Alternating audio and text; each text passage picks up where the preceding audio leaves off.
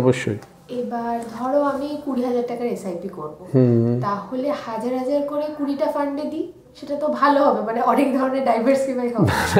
সেটা একদমই নয়। অ্যাকচুয়ালি দেখ, এটা যদি কেউ একটা ক্রিকেট টিম করছে বা ফুটবল টিম করছে, সে তো অনেক প্লেয়ার নেয়, ধর 40-50টা প্লেয়ার নেয়, কিন্তু যখন ম্যাচ খেলা হয় তখন কিন্তু বেস্ট 11টা প্লেয়ারই নেয়।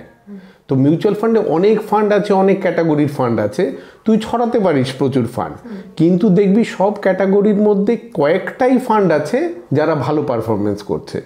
তো সব সময় চেষ্টা করবি ফান্ডগুলো বেস্ট পারফর্মিং ফান্ডের মধ্যে, মানে বেস্ট পারফর্মিং মানে এক বছর ভালো করলো তা না, বিগত 5 বছর 10 বছর ধরে যারা কন্টিনিউয়াস খেলে যাচ্ছে। মানে আমরা বিরাট কোহলিকে এত ভালোবাসি কেন? কারণ ও কন্টিনিউয়াস ধরে মানে 4-5টা ম্যাচ খেলেও একটা সেঞ্চুরি করে দেয়। তো এখানেও তাই, তোকে মেন প্লেয়ারগুলো বেছে নিয়ে ইনভেস্টমেন্ট করতে হবে। কারণ তুই যদি খারাপ প্লেয়ার নিতে থাকিস, তার মানে কি যারা রান করছে তারা ছাড়াও অন্যরা টিমে ঢুকে যাচ্ছে, ফলে কি হবে, তোর ওভারঅল পারফরমেন্সটা টিমের খারাপ হয়ে যাবে। সেই জন্য তুই সবগুলোকে দেখ, মানে বিভিন্ন ধরনের ফান্ড ট্র্যাক কর, কিন্তু তার মধ্যে যেগুলো ভালো করছে 4-5টা ফান্ডের মধ্যেই টোটাল অ্যামাউন্টটা ডিভাইড করে দিলে ভালো।